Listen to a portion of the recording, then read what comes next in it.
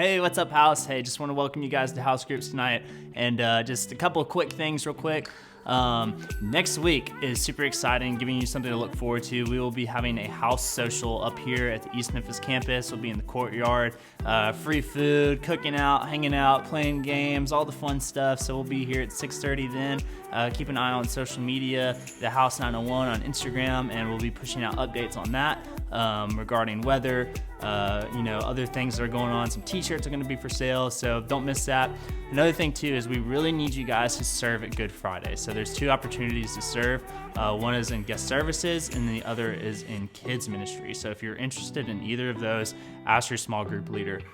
There's 3 services that you can serve at. So if you want to serve 2 and go to 1, that's great. If you want to go to 1, serve 1, that's great as well. But please come help, come serve. We need you and we want you there. But yeah, that's all that I have. So serve it Good Friday. Follow us on Instagram, the House 901, stay up to date, and social next week. So it's going to be really fun, and we can't wait to see you there. Well, hey everybody, welcome back to the house. We're so glad that you're here.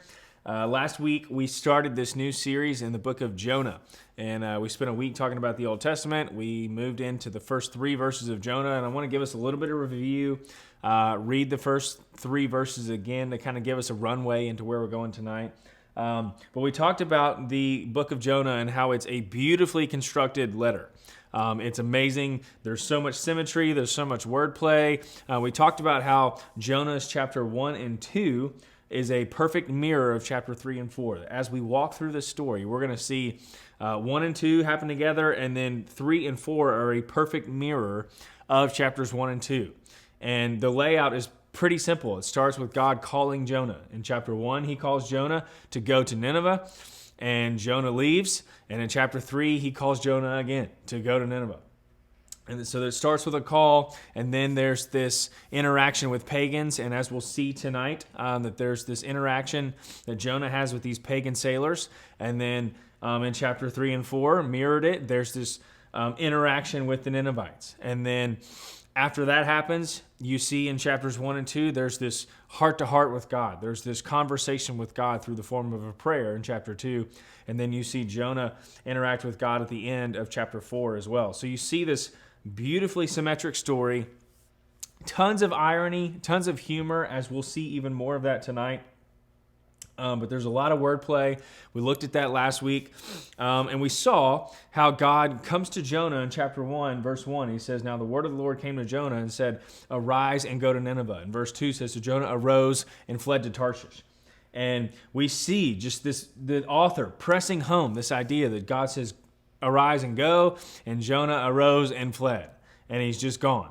He ignores God. He doesn't obey him. And then you'll notice in verses 1 through 3, to Tarshish over and over again. To Tarshish, to Tarshish, to Tarshish. It's like Jonah was saying, no, I'm going to Tarshish. And it says this, "Now the word of the Lord came to Jonah, the son of Amittai, saying, 'Arise and go to Nineveh, that great city, and call out against it, for their evil has come up before me.' But Jonah arose and fled. He rose to flee to Tarshish from the presence of the Lord. He went down to Joppa and found a ship going to Tarshish. So he paid the fare and went down into it to go with him to Tarshish, away from the presence of the Lord." So you see, there's this to Tarshish. And I was talking with Thomas last week, and he noticed the chiasm here in verse 3. There's a chiasm that starts verse 3. And what a chiasm is basically the sentence starts the same way. So like an X, the Greek word chi or chi is in the shape of an X. And what that means is the start of the sentence and the end of the sentence are the same. And it gets down to, as it goes down, the X goes down, it gets down to kind of the heartbeat or the main point of the sentence. So you'll see in verse 3, it says this, "But Jonah rose to flee to Tarshish." And then verse 3 ends to Tarshish. It starts with verse 3. It says, "But Jonah rose to flee to Tarshish from the presence of the Lord." And then to the end of verse 3, it says, "To Tarshish from the presence of the Lord." And all in the middle of that, he paid the fare. He went down into it to go with him to Tarshish, away from the presence of the Lord. So just another literary note that you can make, and I appreciate Thomas pointing that out to me. But you'll see a lot of those things here in the book of Jonah. But as we walk through this, we talked about this idea that everybody runs. Everybody runs from God. All of us run. All of us resist the leadership of God in our lives. We resist his lordship. And the Bible calls that sin. That everybody in our own way, we run from God. We all sin. We all fall short. Romans 3:23. That everybody resists the leadership of God in our own way. And we talked about this idea that it's good self-awareness. It's just good spiritual maturity to know kind of how you run. The different ways that you run from God. Because here's the deal. There's always going to be a boat to Tarshish if you want it. There's always going to be a boat. There's always going to be something that offended you if you want to be bitter. If you want to complain, there's always going to be something not going your way. If you want to compare, there's always going to be somebody that's just a little bit better than you, a little bit smarter than you, a little bit prettier than you, has a little bit more fashion than you, all those kind of things. If you want to compare and resent people, there's always going to be someone a little bit better. If you want to lust, there's always going to be a website you can go to. If you want to gossip, there's always going to be somebody else's brokenness around you that you can exploit and then you can talk about to make yourself feel better. There's always going to be a boat to Tarshish if you want to choose it. There's always going to be a way you can run from God. And we see Jonah run from the Lord. And the question we asked last week was, how do you run? We looked at Jeremiah chapter 2, verse 13, where he says, my people have committed these two evils. One, they've forsaken me, the fountain of living water. And they've dug for themselves cisterns, broken cisterns that cannot hold water. That's my story. That's your story. That's Jonah's story. We talked about how that's Adam and Eve's story in the garden, that we all run. We all forsake the Lord, and we turn from the source of life to these things that we think will give us life. And instead of giving us life, they give us brokenness and emptiness and hurt and pain and all of those things. And we saw last week just the repetition of the word down. It says Jonah went down to Joppa. He went down into it. And as we'll see in verse 5 tonight, he went down into the boat and he lied down and went to sleep. That as we run from God, our lives just go down. As we move towards sin, as we continue in sin, James chapter 1, verses 15 and 16 talks about how that leads to death. That as we run after sin and we don't repent, that it just brings death and decay and emptiness in our lives. And we see this in Jonah. So when we run from God, our lives go down. And the question tonight is, how does God respond to a people like that? What does God do to a people like that? And we ended our message last week talking about how everybody runs, but praise God that God moves towards our mess. He moves towards sin. Praise God that he chases us. Not chases us like he doesn't know where we are, not chases us like it's a challenge for him or he can't keep up with us. No, God is all-knowing. He's all-powerful. He knows exactly where we are. We can't outrun him. There's so much irony in the scriptures. David writes in the Psalms, how can I even flee from the presence of the Lord? If I go up, you're there. If I go down, you're there. We can't flee the presence of the Lord. So it's not like he chases us and that he can't find us, but he chases us and it's a means of his grace. And what we're going to see tonight is God intervenes in Jonah's running. So I want to read verse 4 to you. It says this, but the Lord hurled a great wind upon the sea, and there was a mighty tempest on the sea, so that the ship threatened to break up. And I notice even it almost ascribes this kind of personal aspect to the ship. Like even the ship, this storm was so bad that even the ship was like, okay, this isn't going to work out. This could end well for us. I could break. But even the ship threatened to break. God hurled a storm. Don't miss that word. He hurled a storm. And we'll talk about the repetition of that word in just a minute. But here's what I want you to see. Is God intervenes by stepping into Jonah's story and stopping Jonah in his tracks. And here's what I want you to notice tonight. Is God's discipline is a form of his grace. God's discipline in your life, God's discipline in my life is actually a means and a form of his grace towards us. That it is God's kindness to discipline us. And you see parents do this all the time, right? It would not be kind for a parent to let their child continue in a behavior that is destructive to them or that could hurt them. Parents, because they love their kids, they discipline their kids. Right? It would actually be counterproductive for a mom or a dad to not discipline their kid because like me, a former kid, all we do is wander off towards things that are destructive towards us, things that are going to harm us, things that aren't good for us, patterns that are destructive to us. If I didn't have a parent disciplining me, I would have grown up eating candy and playing video games all night, every night. But I needed discipline in my life. I needed people that would hold me accountable. I needed punishment for the ways that I mistreated my family members, that I didn't honor my word, that I lied to people, that I deceived to people. I got punished for that growing up. And I didn't feel good in the moment, but it was for my good. That when a mom or a dad sees a destructive behavior in their child, that they call it out and they correct it and they point us in the right direction. Parents do this all the time. It is their kindness. It is a good thing to me. It was a good habit. It was a good skill. It was a good benefit to my life today that my parents disciplined me as a child. You do this with your friends. When you see a friend that's going down a destructive behavior, when you see a friend that's had too much to drink and they grab their keys, what do? You step in, you intervene, you stop them in their tracks. Why? And here's the thing, you don't care if they're offended, you don't care if they're mad at you, you don't care if they get upset, you discipline them, you take from them, and you don't care how they feel. Why? Because they are doing something that's destructive. They are doing something that could hurt them, that could potentially kill them, that could kill somebody else or hurt somebody else, and you step in and you do not care how they feel or how they react to you in the moment. You jump in and you discipline them. Why? Because it is kindness towards them for you to do this. It's kind for you to move in and to take the keys and to discipline them. You see this when people are dating, and you know you've got this friend that's in a relationship that you know they shouldn't be in, that the person's treating them in a way that doesn't show that they have dignity or respect or honor, that they're being manipulated or they're being used. You see this all the time, where you step in and you say, I don't care how you feel about me in this moment. You don't need to be in this, and here's all the reasons why. And I'm going to intervene if I have to make sure that you don't stay in this. Does it hurt in the moment? Yes. Does it feel bad in the moment? Yes. Especially if you're emotionally invested in this relationship and you're afraid of what life's going to be like when you step out of it. But your friend doesn't care in that moment.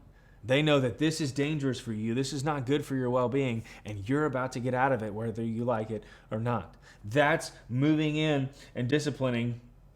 And we see God in his grace and in his kindness doing this with Jonah.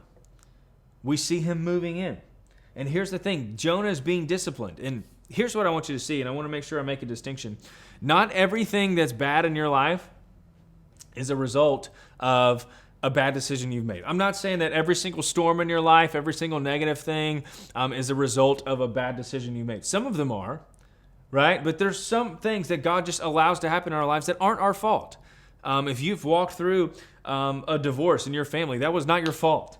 But in the midst of that, there are some decisions that were your fault. If you chose to harbor bitterness and resentment for the remainder of your life and let that affect your relationships, that's on you. There are some things in our situations and in our stories that we can look back and say, hey, everybody runs, and if everybody runs, here's how I ran in that situation. Here's how I participated in sin. Here's how I chose to do something that wasn't productive to my life. But God is disciplining Jonah, and I want to make sure that we're clear tonight that if you sin, God is not making you pay for that sin again. God will discipline you, but his discipline is not you paying for your sin. If you were to pay for every sin that you made, according to Romans 6:23, you would need to die. And you're not dying when you make a decision. God has already sent Jesus Christ to pay for our sins. And I want to make sure we see that distinction.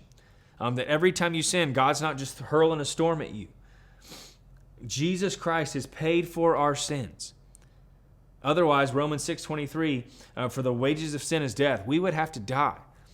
But Jesus has died in our place. He has paid for our sins. Now that we've been brought into the family of God, if you're in Christ, like a good parent, God disciplines those, according to Hebrews 12, God disciplines those who he loves. Hebrews 12:6. For the Lord disciplines the one he loves and chastises every son whom he receives. So I want to make sure we see that distinction. God has paid for every sin. It need not be paid again. It was the perfect sacrifice. Jesus said, it is finished. And now that our sin is paid for and we're brought into the family of God, God disciplines his children. And he does that by sending storms in our lives, but he also does that through good things. He disciplines us through the reading of his word and through the understanding of his word. Tonight, our prayer is that this would be a form of God confronting you in your sin spiritually through his word and disciplining you in that way. But God disciplines us through his word. He disciplines us through storms. But it's not you paying for your sin. I want to make sure that's clear because Jesus has already paid for our sin. But there are consequences, everyday consequences of our decisions. And God allows those to happen. And here's what's crazy. God can do this in multiple ways. God can discipline you in multiple ways. Sometimes he intervenes in the middle of your running, like he does with Jonah here in the story tonight. Sometimes he intervenes and stops you in your tracks. Sometimes he doesn't give you what you want. He allows you to get caught in whatever it is that you're running. He allows that situation to blow up in your face or to backfire. Sometimes God just lets you get caught. He lets you get exposed in the middle of your sin. Sometimes he uses a friend to call you out or to stop you in your tracks. This is why we need to live in community. Because my prayer is that if I'm running, I want somebody in my life that knows me, that sees me, that I've allowed into my life in that way, that can say, hey, I see you running. If this is how you run, I can see you doing that right now. So what are you running from? What's going on? We need to confront this. We need to go at this. So sometimes he stops you in your tracks, but another way that God disciplines us, another way that God sends a storm in our lives, and this is one that I would probably even say I'm more afraid of. This is probably the worst one of the two, is for some of us, God will just let us go after what we want. He won't stop you. Some of you, he may let you get all the way to Tarshish. He didn't let Jonah get very far. Some of you, he may give you exactly what you want. Why? So he can show you that after you get that thing that you're just as empty, that it doesn't satisfy. God may let you, if you're running after an unhealthy relationship, if you're running after success at work because you think that'll bring you life, if you're running after your appearance because you think that will finally validate you or help you feel the worth that you think you deserve, whatever it is. If you're running after something, if you're running from God to something, if you've turned from the fountain of life and you've dug yourself a cistern, sometimes God will let you have exactly what you want. And you'll get all the way to Tarshish and you'll be cold, you'll be empty, you'll be broken, and you'll have what you thought you wanted and you'll realize that it didn't satisfy you. And it is a terrifying thing to get everything that you thought you wanted and realize that you're still broken and you're still empty. And that's my story. I spent all of my high school years running after my own kingdom and trying to build my own kingdom and be the best basketball player and to have all the girls and all these different things, to be the most popular kid in school. I ran after all those things, and for the most part, I basically got it. And I'll never forget it. Junior year of high school, I'd been playing varsity basketball for 3 years. I was popular in school. I had dated multiple girls and all these kind of things. And I will never forget junior year of high school. I looked at my kingdom. And I had everything that I could ever want, and I was broken. And I'll never forget, we were at church camp junior year. I am broken down, sobbing, weeping on a curb in Panama City, Florida with my youth pastor and just said, I just want to be humble. I've got everything I wanted. And I looked back in my life and just saw the wake of all the people that I hurt, of all the girls that I manipulated and deceived, of all the friends that I pushed to the wayside to try to get my own kingdom. And I was broken. I was empty. I got everything I wanted, and it didn't satisfy me. And God let me get all the way to Tarshish so I could see that, hey, this isn't what you want. And I repented. I turned. And man, what a breath of fresh air. What a release to do that. But we see this in celebrity culture, that celebrity culture communicates, hey, here's what you need. You need this amount of money, this amount of fame, you need to be trending, you need to go viral, all those kind of things. But it never satisfies. Jack Higgins is an author. He wrote upwards of 60 best-selling novels. Like, talk about multi-millionaire. Writes 60-plus books that are bestsellers. He was asked by an interviewer, he said, hey, what would you tell your younger self? And Jack Higgins responded and said, I would tell my younger self that when you get to the top, there's nothing there. When you get to the top, there's nothing there. When you get to Tarshish, it's not going to satisfy. Boris Becker, after he had just won, he's a tennis player back in, 20, 30 years ago, just won Wimbledon for the second time. And a reporter comes up to him and says, how do you feel? And Boris Becker starts talking about his thoughts of suicide. When you get to Tarshish, sometimes God will let you get all the way there, and so you can realize that you're broken and that you're empty and that what you are looking for is not going to satisfy you. And there's a ladybug on the camera, so if you can see that, great. If not, ignore it. One of my favorite hymns is All I Have Is Christ. And it's a beautiful hymn. I would encourage you to listen to it. Awesome hymn, but it says this. One of the song lyrics says, when I beheld God's love displayed, when I beheld God's love displayed, he suffered in my place. You bore the wrath reserved for me. Now all that I know is grace. And this is the reality that we live in. Jesus has borne the wrath of God in our place. Now everything that we know is grace. You and I have never lived a single day in our lives where we have gotten what we truly deserved. Every single day of our lives has been in the grace of God.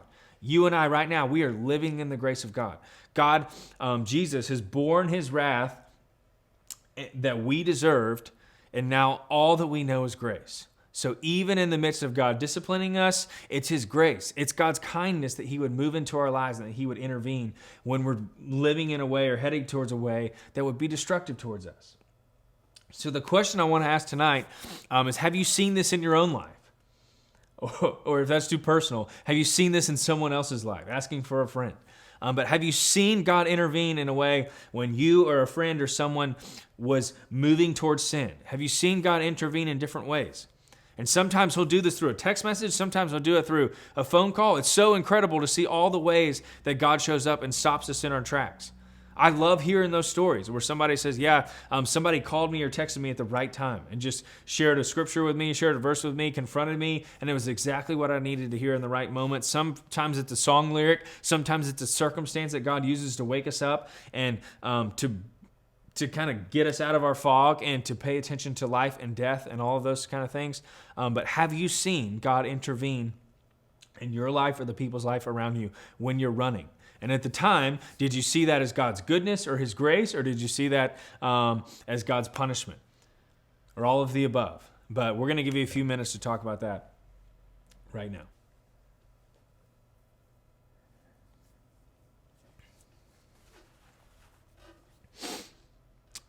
All right, hopefully you guys had a good discussion. Talking about God confronting us in our sin, confronting Jonah in his tracks.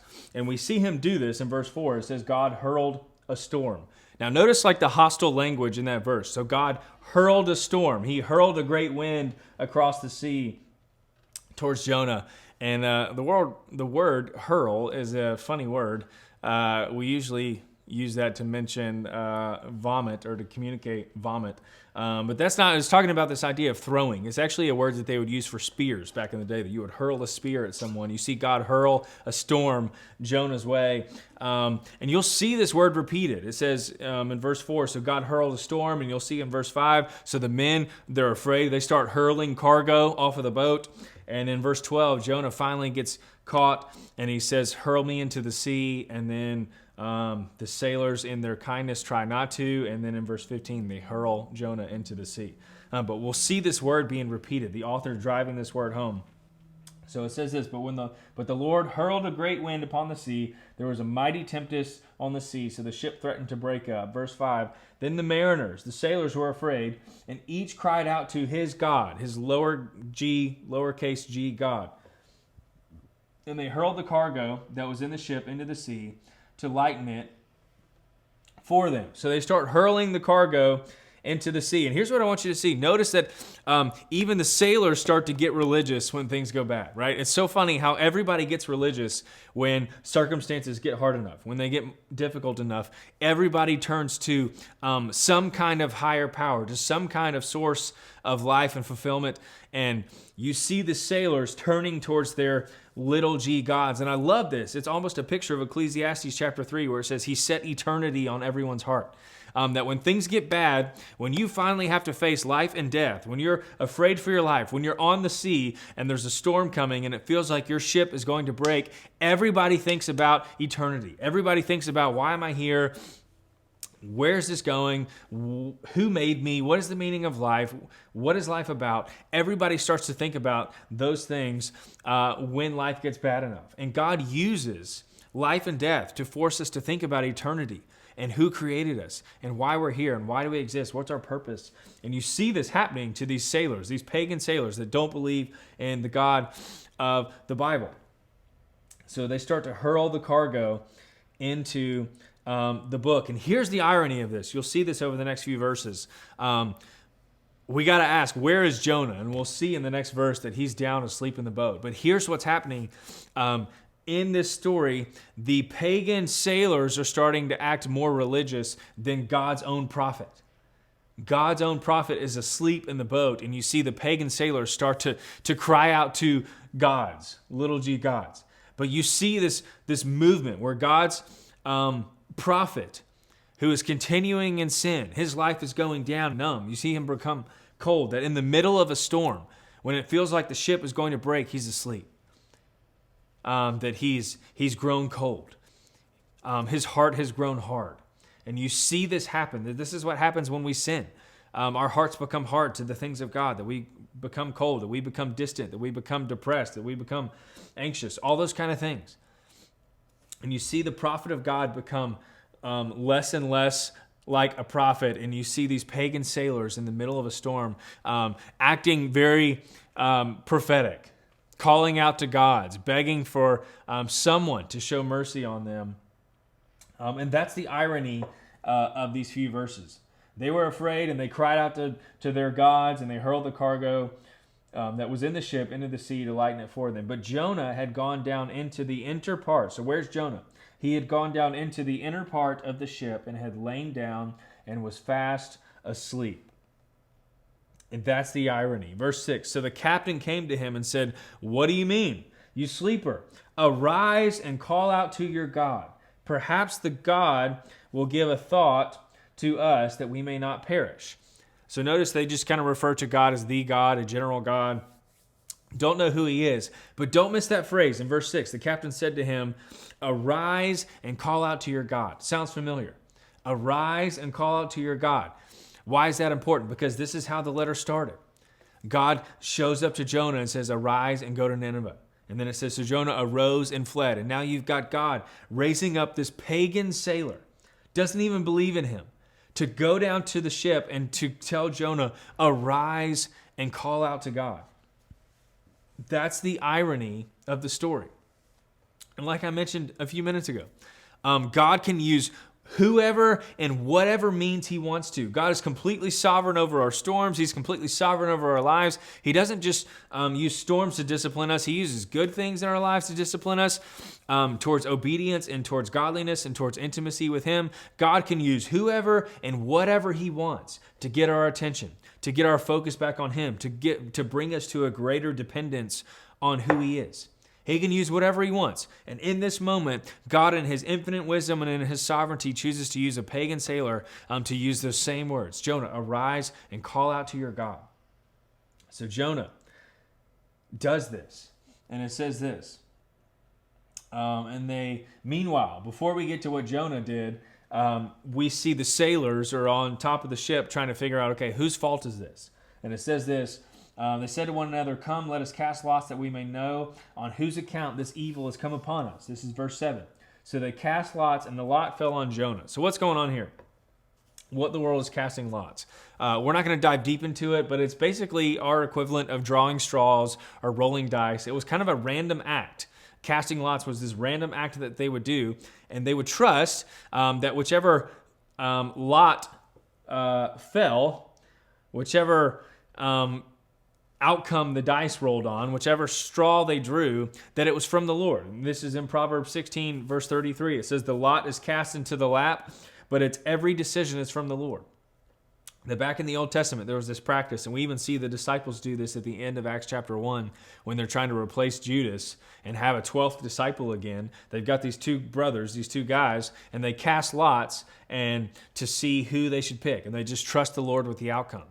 And we know this to be true, that every dice that's rolled, every straw that's drawn, every circumstance, every outcome in our lives has already been seen and determined by God. And to some extent, there's some people that take this verse and verses like it, Proverbs 16:33, the lot's cast in the lap, but every decision is from the Lord. They take it into an unhealthy kind of application. There's churches today that won't make any decisions on their own, but they just kind of draw straws or roll dice for every decision. I'm not recommending that at all. God's given us brains and wisdom and his word now to instruct us, and we should make decisions based on that. But we see this. It was a common Old Testament practice that these sailors cast lots. They trust that God's going to reveal who it is. And it says at the end of verse 7, so they cast lots and the lot fell on Jonah. So they see that Jonah's the one that's caused this storm to show up. And they said to him, tell us on whose account this evil has come upon us. What is your occupation? And where do you come from? What is your country? And of what people are you? So notice how upset they are that they just go to Jonah and they start to roll out all these questions. Tell us who you are, where you're from, what country, why have you done this? Why is this happening to us? Explain yourself, Jonah. And here's Jonah's response. He says this in verse 9. It says, and he said to them, I am a Hebrew, and I fear the Lord, the God of heaven, who made the sea and the dry land. Jonah says, I'm a Hebrew. And that word Hebrew would have instantly called to mind the Exodus story. It was the most famous story of the Old Testament. It was the most famous story of ancient Hebrew culture, of ancient pagan culture even. Everybody knew of the story of the Hebrews. It came to mind this idea that I'm one of the rescued ones. I was one that was in slavery in Egypt, and God showed up and displayed his power and his might through the plagues. He established himself over all of the other little g gods in the world. He established himself as the one true God. He freed his people from Egypt. Noah is saying, hey, I'm one of those guys. I'm one of the rescued ones. I'm one of the ones that God went way out of his way to redeem and to rescue and to protect and to save, to bring salvation to my people. He said, I'm one of those guys. And here's what he says. He says, I fear the Lord, the God of heaven. And this was a term used to establish the one true God. Jonah says, hey, I'm a Hebrew. I'm one of the ones who's running from the one true God. And here's what's ironic and here's what's hilarious about this verse in verse 9. And he says, the God of heaven, and he throws in this detail, who made the sea and the dry land. And it's supposed to be ironic that Jonah is on a boat and he says, I'm running from the God who made the sea. You see how funny that is? That as he's running, imagine being a sailor. Like, wait, you are running from the God who made the sea on a boat? And not just any boat, on my boat? Like, yeah, we're about to throw you in. You just brought all this on us. You're running from the God who made the sea on a boat. He literally made the sea. And what's funny is that when we run from God, we look just as dumb. It's supposed to be ironic. It's supposed to be hilarious. It's supposed to sound really dumb because it is. That you and I, when we run from God, we look just as dumb. It's like we're running from the God who made the sea on a boat. And Jonah's doing this, and he admits himself, he exposes himself, he says, I'm a Hebrew, and I fear the Lord, the God of heaven, who made the sea and the dry land. And it says in verse 10, after Jonah admits who he is, who he's running from, the one true God who made the seas, it says, then the men were exceedingly afraid. When the storm comes, it just says they're afraid. But now when they see that Jonah is running from the God of the universe, the men are exceedingly afraid. And they said to him, what is this that you've done? For the men knew that he was fleeing from the presence of the Lord because he had told them.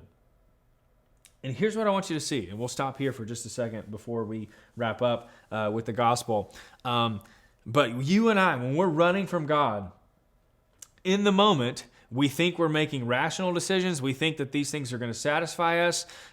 We think that we're making the right decision. But it's so funny how after we've kind of repented, after we've turned back and we look back at our decisions we were making, we just go, man, what an idiot. How dumb was that for me to think that that would satisfy me? It's so...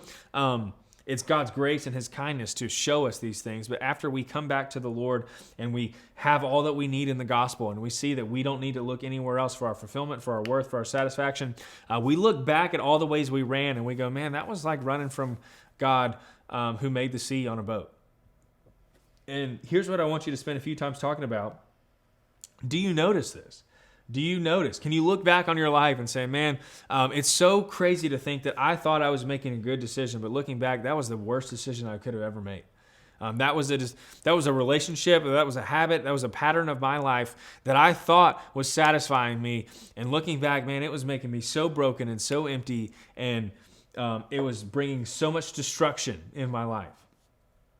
So spend a few minutes and talk about that. Look back at your life. If you've got any stories you want to share, if you have kind of the intimacy in your group where you feel the freedom to share, but spend a few minutes talking about that, how when looking back, we see in our lives all those things that we thought were great decisions were so broken and so empty. And you may have even had people in your life calling you and reaching out to you and saying, hey, this is not going to help. This is not going to satisfy. This is going to hurt you. This is going to backfire. And you ignored them. You're like, no, they don't know what they're talking about. And it was like you were running from the God who made the sea on a boat. So spend a few minutes and talk about that right now.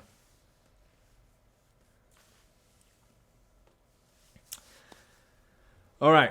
And lastly, I want to end with some gospel before we go. And we're going to stop there at verse 10. But here's what I want you to see.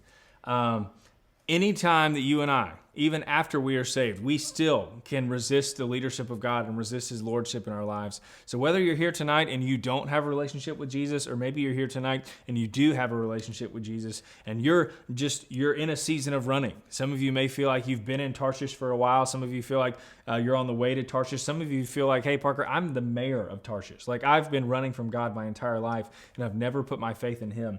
Here's what I want you to see. Here's the goodness of the gospel. It's the words of the ship captain. Arise and call out to God. That if you're running from the Lord tonight, if maybe you're a believer and you're running, or if you've never put your faith in Jesus and you're running, all you have to do is arise and call out to God. Notice he doesn't say arise and fix yourself. Notice he doesn't say arise and clean yourself up. He doesn't say arise and fix everything that you've broken. No, all he says is arise and call out to God. And the good news of the gospel is that's all we have to do. Whether you've put your faith in Jesus and you're just in the season of running, arise and face God.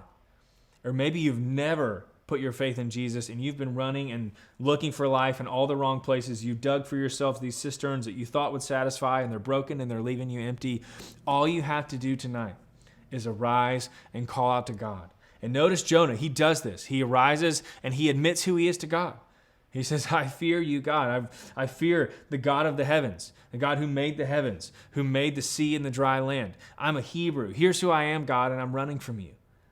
And that's all you have to do. And here's what's beautiful about this. Jonah wasn't giving God any new information. God already knew all these things about him. But Jonah was finally agreeing with God about who he was. Jonah was agreeing with God that Jonah was a runner, that he was prideful, that he was broken, that he was sinful. And for you and I, that's all we have to do. In your running, our prayer tonight is that you would stop running. Whichever way that you're running, whatever thing you're turning to, trying to find life in, that you would stop running, that you would arise, that you would face God, and you would agree with God about who you are. God, I'm broken. God, I'm a sinner. God, everybody runs, and here's how I've been running from you. And you would face him. And you would turn to him, and you admit to him who you are, and you would receive his grace. That's the good news of the gospel. We're going to see Jonah experience this as we continue to end chapter 1 next week. But I want you to see that wherever you are tonight, there's grace for you. God moves towards our mess. He moved towards our brokenness. The storm was a means of God's grace in Jonah's life. It was to stop him in his tracks. It was to stop him from pursuing something that was broken, to pursuing something that would not help him, that would actually be more destructive. The storm, God's discipline, was a means of his grace. And Jonah saw that, and through God using these pagan sailors to be a prophet to Jonah, the irony of that is hilarious. Jonah wakes up and he calls out to God and says, God, I'm running, but I fear you. I'm a Hebrew. I turn to you, and you'll see Jonah just surrender as we continue in the story next week. So we'll have one more question for you guys on the screen as we wrap up, but we love you guys. We hope this gave you enough to talk about tonight, and we'll see you next week.